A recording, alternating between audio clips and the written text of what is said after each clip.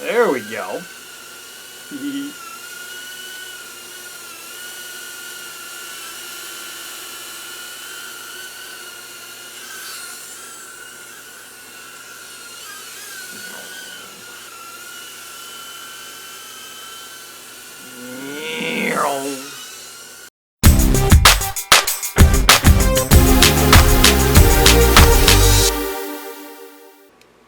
What's going on, guys? It's Matt from RC Overload, and welcome back to RC Overload Tuesdays, where we answer your questions here on the show. And before we get started, I just want to say a huge thank you, guys. You have made this new series incredibly awesome. Thank you guys so much. This is our 4th video so far, our first complete month. Every single Tuesday we've answered your questions. It's been awesome. I'm loving this new series, and I'm looking forward to you guys asking more and more questions as time goes on. And hopefully these questions are helping you guys with some little odds and ends stuff that you might have. And hopefully you guys will keep asking questions, and we can continue doing this. And like I said before in my very first video, occasionally we're going to switch up Tuesdays, kind of do some interviews and some other random odds and ends stuff. But for the most part, we're just going to mostly be answering questions. So, without further ado, let's get into today's questions. First question. Loving this new series. I'd like to ask, where do you get your inspiration for your RC builds? My inspirations come from a lot of different areas. A lot of it just has to do with my own type of look that I'm going for. Pretty much I always try to go for something that looks built, looks rugged, tough, kind of in a sense. Sometimes just something different, something a little unique. I mean, I'm no professional when it comes to really painting up bodies or anything like that. So I try to go for more of, especially with the scale trucks, go for like a scale appearance. And how can I build off of that? Sometimes I'll go on Google, search up the, say I got a body for like, the Jeep Cherokee, for instance. I'll search up on Google and images Jeep Cherokee off-road and just kind of see what comes up. And then I take different pictures and different things that people have done to their full-size rigs and kind of piece together what I think would actually look cool on an RC. Different bumpers, different types of tires and wheels. Would a black wheel look better if I painted the body with this, or so forth? Sometimes I've actually even gone to Toys R Us or other places that have Matchbox cars and try to get like a paint scheme idea. I'll admit I am horrible when it comes to imagining how something is gonna look until it's completely done. Sometimes I'll just start piecing things together just until I kind of get a feel for how it's gonna look, and then I paint it. But I've been known to sit here for a week or two staring at a body, just trying to figure out what I want to paint it. A lot of my inspiration just comes from searching and seeing how, other cars and other stuff look, and kind of what I would do if it was a full-size car and what I would do to my own, It's kind of like that. Next question. Have you ever worked with styrene and hard bodies? I've considered attempting to do some styrene work, but don't know where to begin. I actually have not even considered doing styrene just yet because I don't consider myself that much into a builder just yet. I don't have any of the necessity tools, equipment, or anything to build. But as of right now, I have not done anything with styrene. You could go to scalebuildersguild.com. They have a forum on there. They will be able to give you all the information that you need to get into styrene building. They do a lot of stuff. There's a guy on YouTube called Headquake. He also does a ton of styrene builds. I don't know if he actually does like tutorials, but I do know that he shows a lot of running videos and stuff like that of his builds using styrene and stuff like that. But you could also try rccrawler.com, their forum. I know some guys are doing styrene builds on there. So you can definitely check those out, but as far as me, I have not done anything with styrene yet, but again, I do want to, so check those out. Yeah. Are you ever going to do more short course or desert trucks, like for example the Losi Baja Ray? Most definitely. I just matter of getting one of the trucks and then getting more into it. Like I had talked about last week, my buddy Joe from JPRC, who actually lives about an hour away from me. So if you guys watch his channel, me and him, we kind of collab once in a while. We've done a few videos together. It's been really cool, a lot of fun. He's been getting more into it, and he's watching the stuff he's doing has really enticed me to want to get into doing the trucks like the Baja Ray more and more. It really comes down to trying to decide what's going to work best, what's actually going to work well for what I want to do, but we are definitely going to head into that direction here as the year progresses. Whether or not it's going to happen this year, I don't know. I'd like to see a few more trucks come out, get a few more options, but, you know, hey, maybe in a couple months I may end up picking up the Baja Ray or the Axial Trophy truck, who knows. But it's definitely going to happen.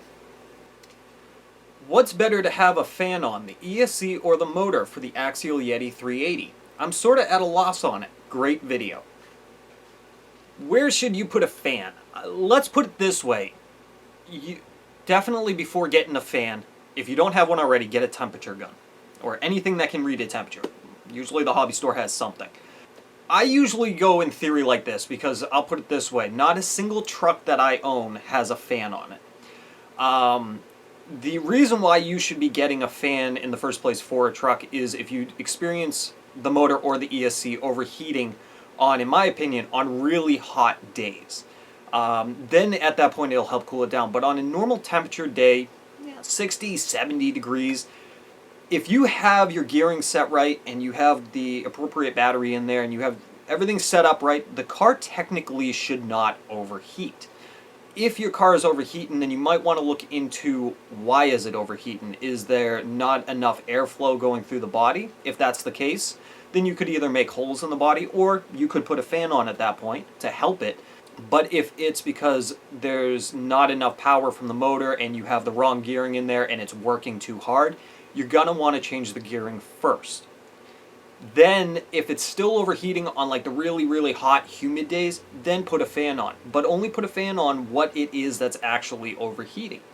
You could put a fan on both. That's totally up to you if you want to do that. But for me, I only put fans on my electronics if I experience on really, really hot days the electronics overheating. But I personally, because I take a few runs and I try them out in different gearing to find out really what works and what doesn't. I've never really had to put fans on my trucks.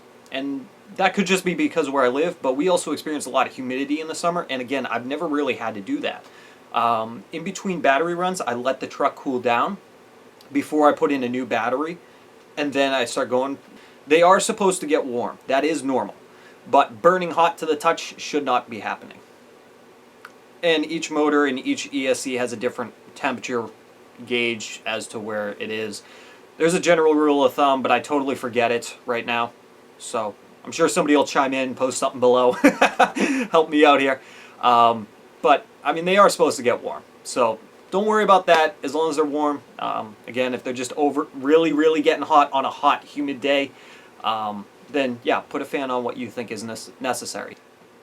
Matt, I would like to start in the Nitro RC hobby. I have quite a lot of experience with electric vehicles. I want to know how to do the after-run maintenance and how to tune these engines. I project to buy a Traxxas T-Max 3.3. I'm scared about the amount of work compared to an electric RC. Also, I love these new Tuesdays videos. Well, thank you for the Tuesday video comment. See, I love these things. These are awesome. I don't know everything, but I try to help out where I can. Where you already have experience with RCs, Nitro really isn't a bad thing to get into. Yes, Nitro can be a little more difficult because of the amount of maintenance and the tuning that is required. But it's not a significant amount where it's gonna, take up all your time and, make things just not enjoyable. I absolutely love to run Nitro. The sound of it, the power is totally different compared to electric. It's just, to me, sometimes a little bit more fun. Now, I don't have any Nitro right now on the show, but we are planning to get a Nitro truck here to kind of show you guys, if you guys are interested, get into the ropes of doing Nitro a little bit. Tuning is not that difficult. It's more time consuming than anything. I usually always planned to make, the first tank when I'm running it, This is after break-in. Like, you take it out, you're going to run it for a few hours. The first tank I usually take to tune and adjust things to really dial it in, because each day is going to be different. Each time you take it out and run it is going to be different in the tuning. Some days it's going to be a little more humid, some days it's going to be cooler or hotter, and that does play an effect in tuning it, but it's really not that bad. I mean, you're just adjusting either the high speed or the low speed needle. Very little so much on the low speed, but more on the high speed needle. You're going to be adjusting that, by 1/8 increments until it's really set. And they're very simple. The 3.3s can be a little temperamental in the tuning. So if you tune it a little bit, it could run fine for a while, and then all of a sudden you take a break for a little bit, come back, and you're just going to have to retune it again. They are a little temperamental at times like that, but for the most part, it's still fine. As far as the maintenance goes, it's not terrible. After every time I take them out, you're supposed to actually take it, clean everything like you would an electric truck. That's not any different. Take the air filter off, clean that, put some air filter oil in it. I usually put some after-run oil in the engine when I'm done, and it's going to sit for a couple of days. Put some after-run oil in it. Inside the piston, remove the glow plug, put some after-run oil in there. That way it keeps everything lubricated, doesn't rust up, doesn't have any extra fuel left in there, gum up. Make sure there's no fuel in the tank so that doesn't gum up.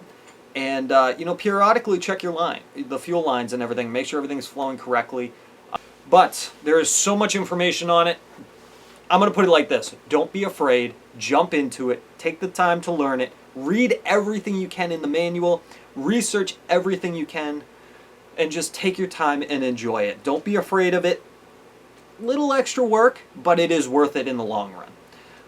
Everybody's gotten out of Nitro because they all say tuning's complicated. Tuning's not that complicated. You just got to know what you're listening and looking for in the truck. It is time consuming, but it is also fun and rewarding at the same time. So, yeah. Last question.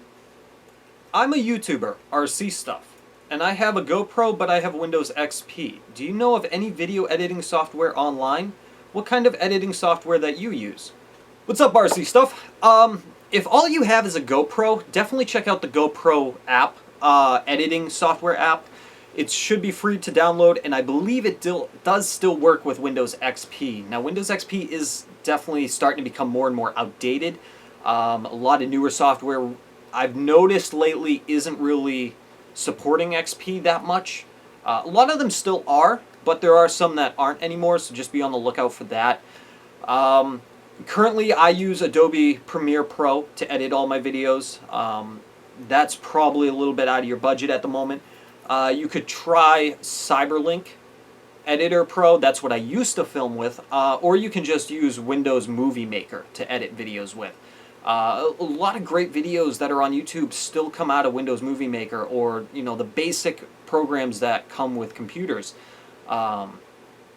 Stop that! Stop that! Stop it! Shh! I'm talking. Yeah, definitely. Look at the GoPro program. Because that works very well with the GoPro, obviously, and you can edit it, you can cut the stuff, you can tweak the colors, I believe, in it and whatnot. I haven't really played around with that, just because I use Adobe. But give that a shot. Windows Media Player will work for you. And there's a few other ones out there, but again, it depends on how much you're willing to spend. A lot of them, they can range anywhere from like $60 to a couple of $100 easily. GoPro pretty much is universal. So you can use those videos pretty much on any video editing software right now. They use a standard format for all their videos. Alright guys, that's all the time I have for today. Today's video suggestion of the week goes to RC Showdown. He recently released a video with his Tamiya Super Fighter where it's on the beach. Very cool action-based bashing video. Very similar to stuff that I do. So definitely go check it out. Jeez, my voice. Definitely go check it out right here. I'll post the link to it in the description box as well. And that's it for now, you guys. On Friday, we will be releasing a very cool unboxing video of the new ECX 1/12 scale Barrage Crawler. So, stick around. I'll see you guys next time on the next RC Overload.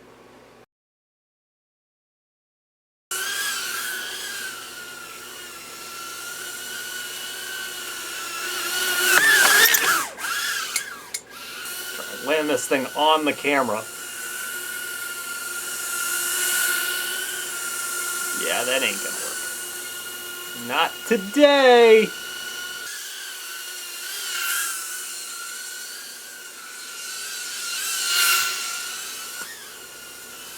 Seriously? You did not need to just buzz me in the head. We are good. We are good. Saved it. Aha. Alright. Aha.